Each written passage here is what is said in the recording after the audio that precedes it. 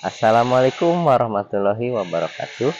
Dosen penguji yang terhormat, perkenalkan saya Ridad Hidayat, mahasiswa PPG dalam jabatan Angkatan 3 tahun 2023 Program Studi Pendidikan Kimia Universitas Negeri Jakarta. Pada kesempatan kali ini saya akan menyampaikan video praktek pembelajaran ujian kinerja pada hari Selasa tanggal 5 Maret tahun 2024 yang bertempat di SMA Negeri 1 Sukamakmur, Kabupaten Bogor.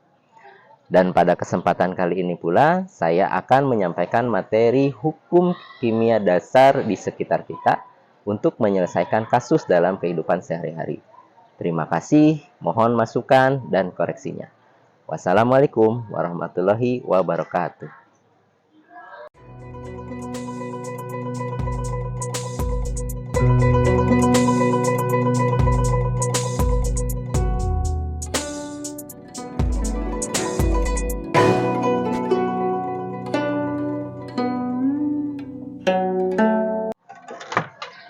Assalamualaikum anak-anak. Waalaikumsalam warahmatullahi wabarakatuh. Kabarnya hari ini? Baik. Kurang semangat. Apa kabarnya hari ini? Baik. Baik. Luar biasa. Allahu Akbar. Oke, ulangi lagi ya. Baik. Luar biasa.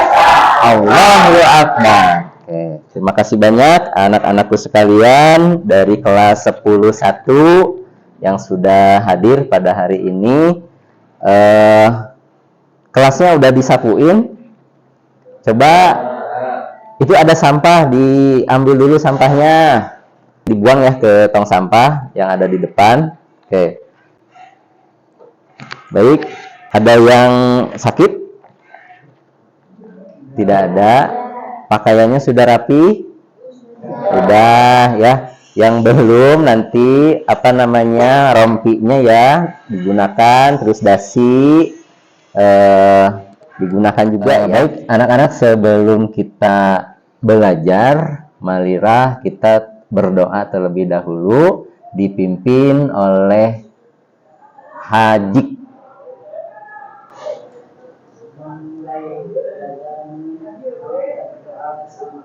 Doa mulai. Doa selesai. Baca salam. Assalamualaikum warahmatullahi wabarakatuh. Waalaikumsalam warahmatullahi wabarakatuh. Ya, baik, terima kasih banyak karena sudah berdoa. Baik, Bapak di sini akan mengabsen kalian, tapi terlebih dahulu nanti ketika disebutkan namanya, kalian menyebutkan satu saja istilah yang ada pada kimia, gitu ya. Misalnya Sylvia atom Pak. Nah, itu kan ada di istilah kimia, gitu ya. Dimulai ya dari absen yang pertama. Abdul Sahab. Hidrogen, bagus. Datina, nitrogen, ya. Jakwan, aluminium. Terus Wita, fotosintesis. Di situ ada reaksi kimianya ya. Kemudian Fitriani, kimia hijau, ya. Terus Haji Akmal, apa? Newton, ya. Kemudian Ilham, CO2, oke, atau karbon dioksida. Email Dawati, atom. Kemudian Indri, apa? Elemen, oke. Kemudian Muhammad Rizik, asam sulfat, ya. Respi, argon, ya, respi ya. Kemudian Ripal, ya, Ripal, gas mulia. Oke, dari kalian ini sudah menyebutkan istilah-istilah ataupun nama yang biasa kita dengar di kimia ya. Tuh ya, baik. Selanjutnya hari ini akan mempelajari tentang hukum dasar kimia untuk menyelesaikan kasus dalam kehidupan sehari-hari, gitu ya.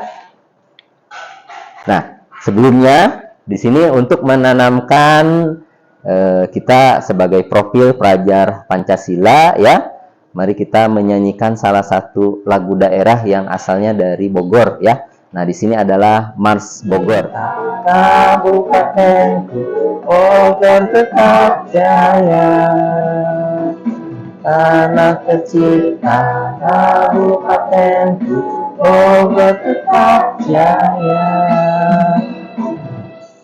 Hari ini tujuan pembelajaran kita adalah apa?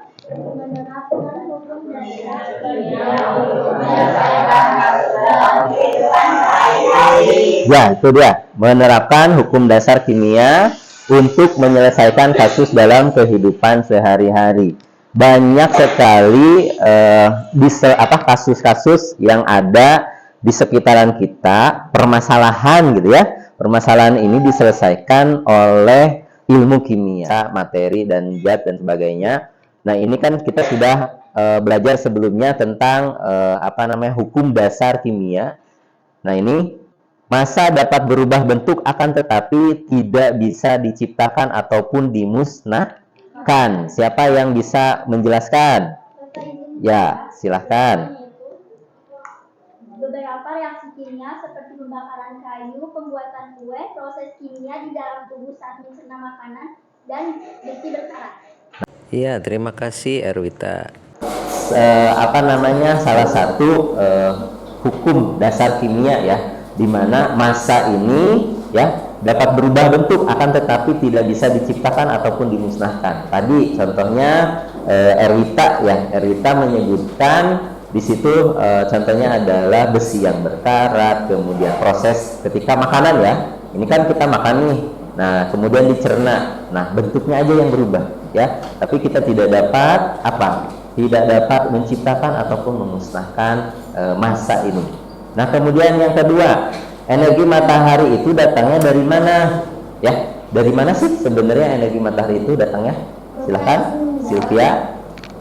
Energi matahari itu datang dari reaksi fusi atom-atom hidrogen bergabung menjadi atom helium. Pada reaksi itu, atom-atom tersebut kehilangan sebagian dari massanya, dan massa yang hilang itu menjadi energi dalam bentuk sinar matahari. Oh, itu ya. Jadi dari reaksi fusi gitu ya yang dijelaskan oleh Albert Einstein ya. Baik, terima kasih Sylvia. Selanjutnya, nah, ini ada gambaran ya, ada dua gambar, ada kiri dengan yang kanan. Oke, di sini menunjukkan gambar yang kiri ini, ada yang tahu gambar apa? Rawa basah ya, yang mana di sini ditumbuhi banyak rumput atau semak gitu ya. Nah, bagaimana sih caranya menyulap tanah rawa ini menjadi hamparan padi yang bisa kita tanami padi gitu ya. Siapa yang mau jelasin?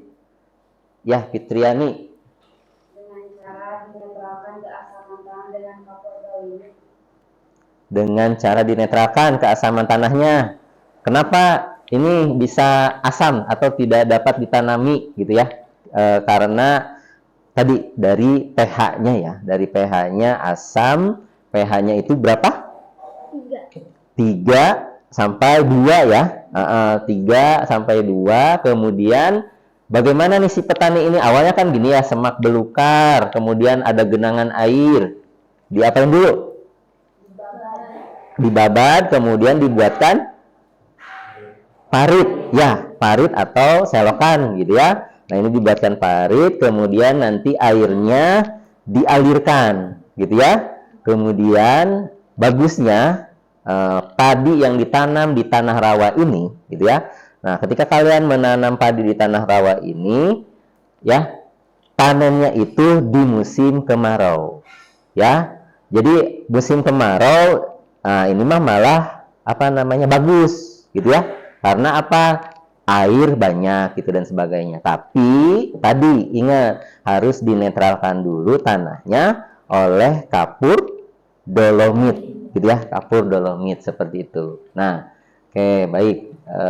Karena ini kita sudah dipelajari di bab awal ya, bagaimana mereaksikan reaksi kimia dalam kehidupan sehari-hari gitu ya.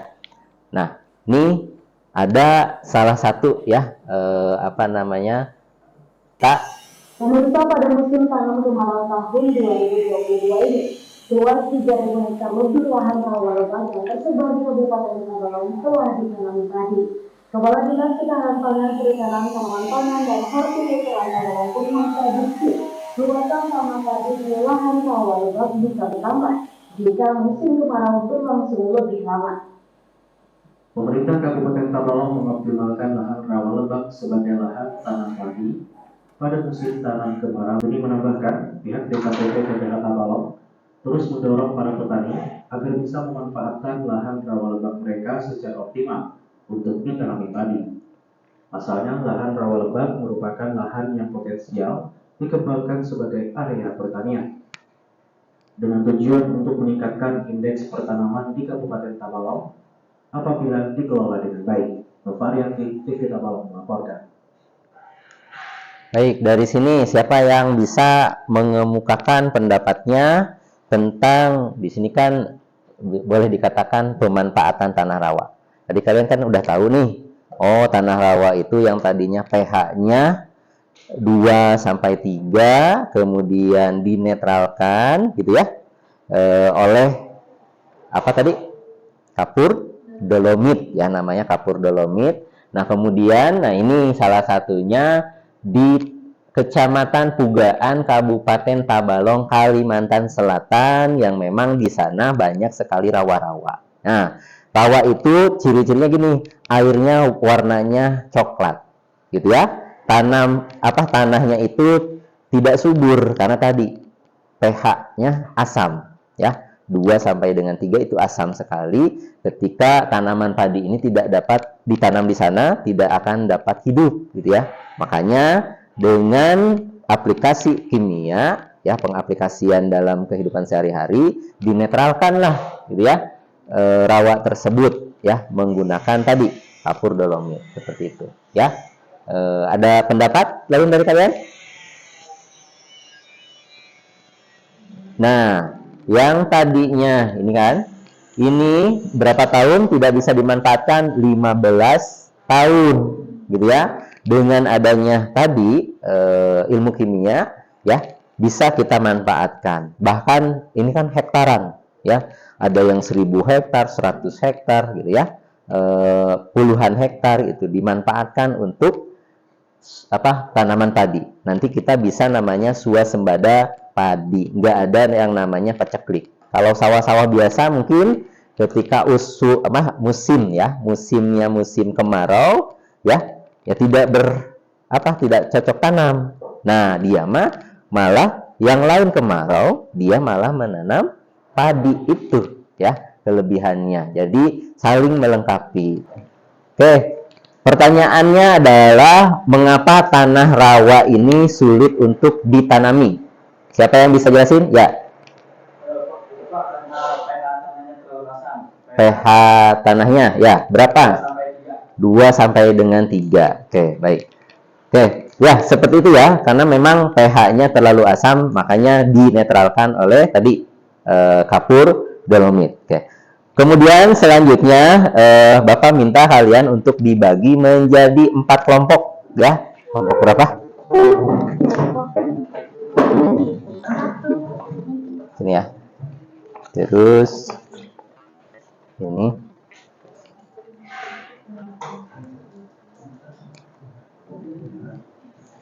Ya, silakan untuk belajar sumber bacaannya. Ini ada materi dan juga ada artikel. Kalian baca kembali tentang tadi yang rawa. Kemudian di video materi hukum dasar kimia ini juga ada materi lainnya ya. Pada bagian bab ini kalian sudah membaca artikel tentang bagaimana lahan rawa pasang surut diubah menjadi hamparan padi gitu ya. Nah, lahan rawa memiliki tingkat keasaman tanah yang rendah sehingga tanaman sulit tumbuh di atasnya. Oleh karena itu, keasaman tanah harus dinetralkan oleh kapur, contohnya dolomit. Kebutuhan kapur per hektar lahan dapat dihitung dengan cara menentukan terlebih dahulu tingkat keasaman tanah pada keadaan awal. Tingkat keasaman ini dinyatakan dalam apa? pH. Apa itu pH? Nah, sebelum mengerjakan penyelesaian kasus tersebut, ayo pelajari dan analisis informasi terkait pH atau tingkat keasaman pada bagian intisari. Nah, kemudian analisis soal berikutnya ya, nanti untuk menentukan pH-nya seperti itu ya. Kayak ada yang tahu apa itu pH? Ada yang tahu? Ada yang mau jawab? Silahkan jawab. pH apa? Ya. Itu adalah tingkat keasaman. Tingkat keasaman ya. Oke. Tingkat keasaman. Menuliskan pH adalah P-nya ditulis dengan huruf kecil, sedangkan H ditulis sebagai huruf kapital, gitu ya. Nah, skala pH itu angka 0 hingga 14 pada nilai K air ya. K air ini ya. 10 pangkat 14 ini ya, skala pH tanpa satuan. Nah, nilai pH 7 merupakan keadaan netral sehingga pH di bawah 7 adalah kondisi asam. Sementara pH di atas 7 bersifat basa. Tingkat keasaman dihitung berdasarkan jumlah ion hidrogen atau H+ ya.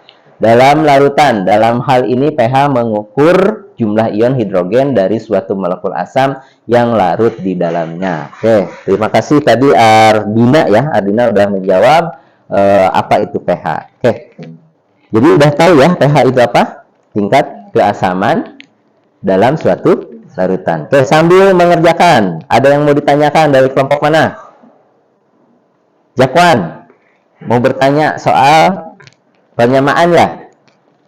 Persamaan? Ya. Yang ini. Oke, CaCO3 ya. Nah, ini berapa? Kan Ha. Nah, kamu lihat dulu. Hidrogennya di sini ada berapa? 2. Di sini ada 1, berarti harus samakan, berarti di sini kamu tulis iya gitu ya, di sini berarti 1 karena nanti akan kalikan dengan koefisien gitu ya. Oke, sudah nih.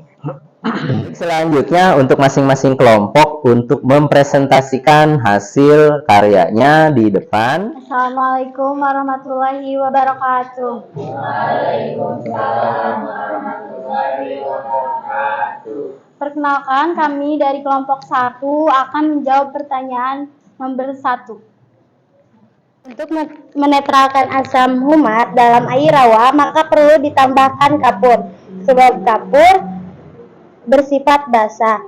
Diharapkan bahwa setelah penambahan kapur, maka pH air rawa menjadi 6.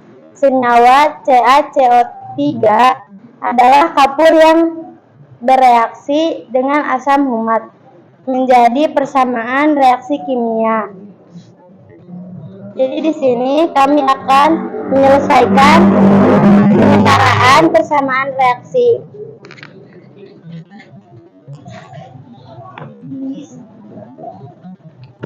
Jadi di sini ada CaCO3 solid ditambah Ha aqua menjadi Ca2A.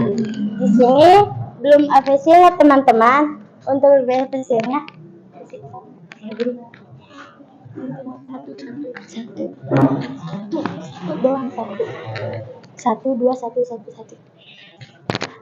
satu CaCO3 solid ditambah 2 Ha aqua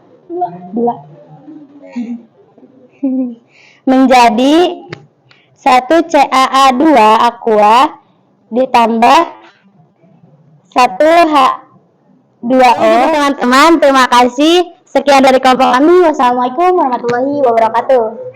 Tepuk tangan untuk kelompok 1. Ya, kita bahas. Ini untuk persamaannya sudah setimbang atau sudah setara?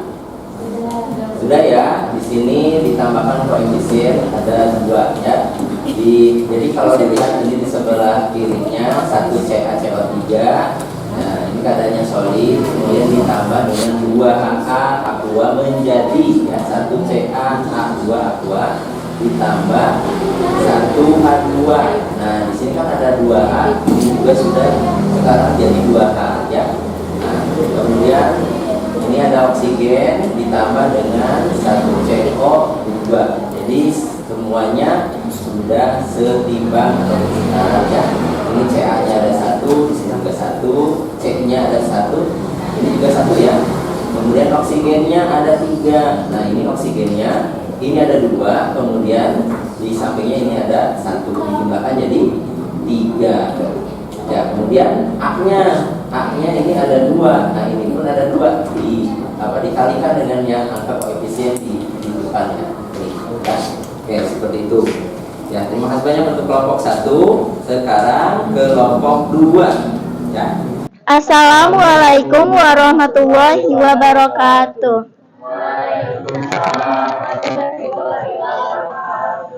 Perkenalkan, kami dari kelompok 2 ingin menjawab pertanyaan nomor 2. Saya ingin menjelaskan tentang hitunglah konsentrasi ion hidrogen pada pH 2. Nah, jadi jawabannya bisa soalnya dulu ya. Jadi soalnya itu pH sama dengan negatif log dalam kurung H plus tutup kurung dalam kurung pH plus sama dengan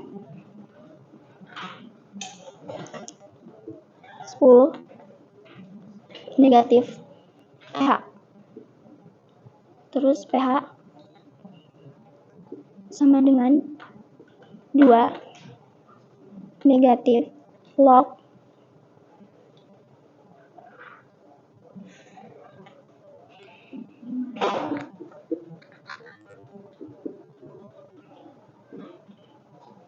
terus H plus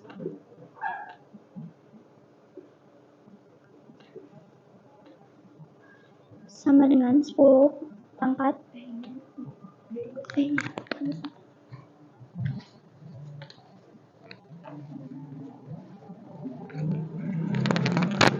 Jadi teman-teman di sini hasilnya adalah kan pH sama dengan negatif log H L log dalam kurung H plus, yaitu ion hidrogen.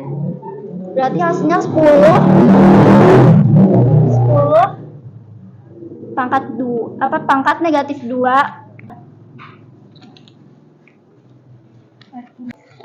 Nah, sekarang pertanyaan ketiga. Hitunglah. Ini pertanyaannya hitunglah volume air tawar. Jadi 100 H sama dengan 100 H.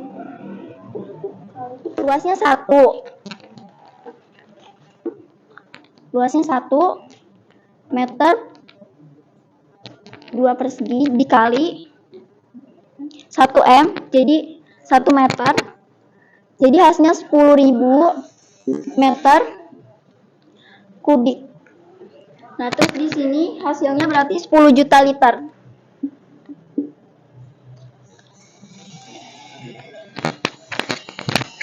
Oke, sekian dari kelompok kami. Mohon maaf bila ada kesalahan. Wassalamualaikum warahmatullahi wabarakatuh.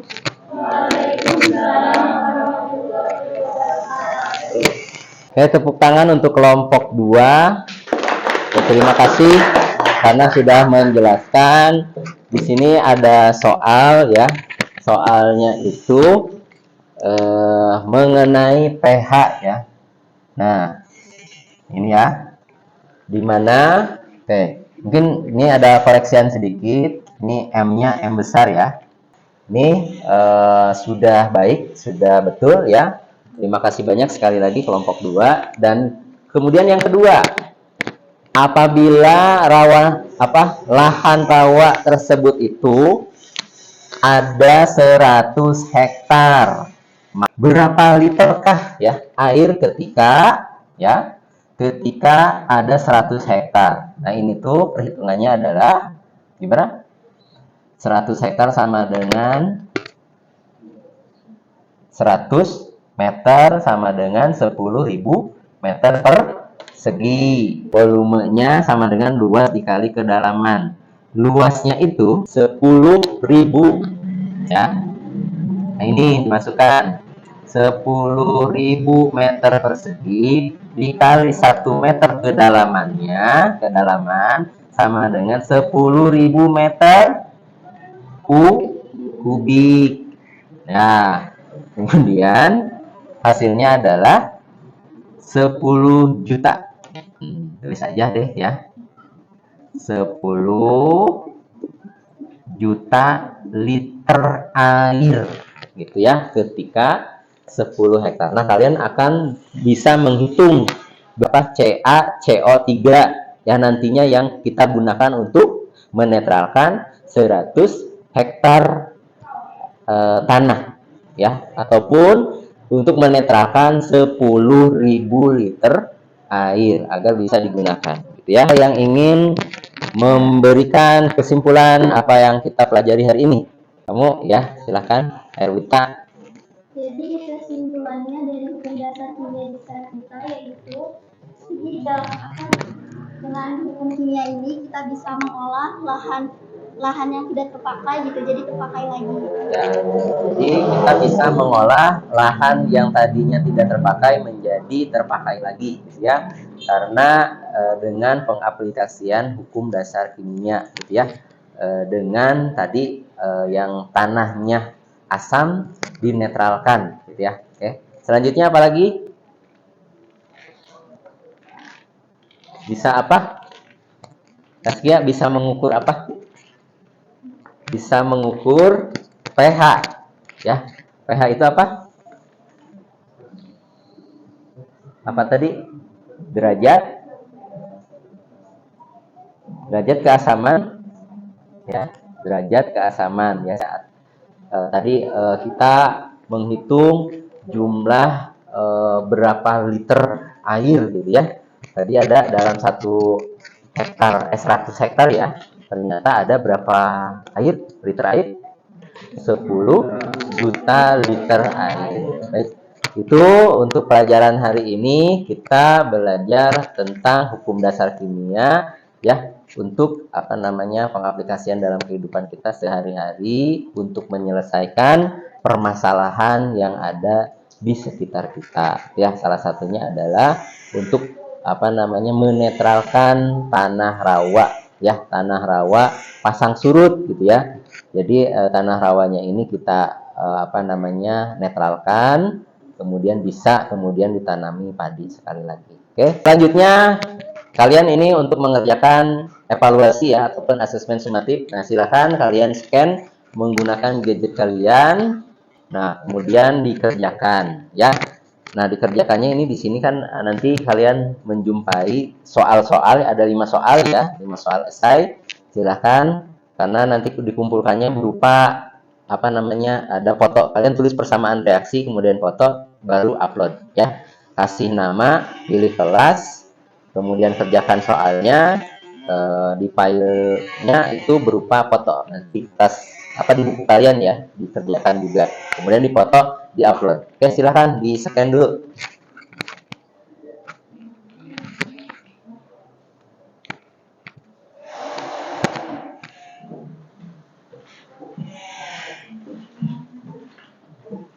Tulis persamaannya. Ya.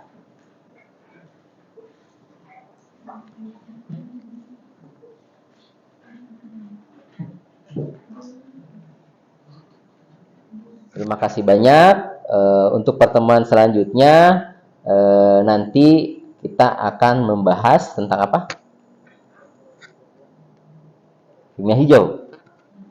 Ya, kimia hijau. Oke, baik. Oke, terima kasih banyak. Silakan untuk dipimpin doa. Ajik.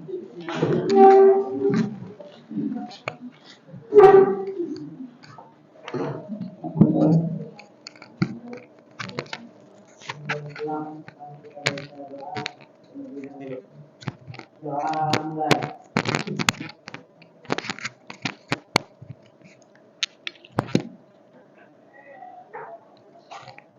Doa selesai. Ucapkan. Ucapkan salam.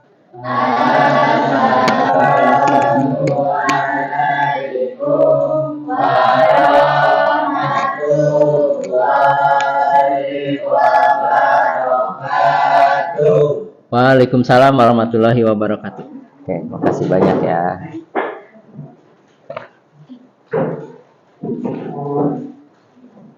Ya, terima kasih banyak.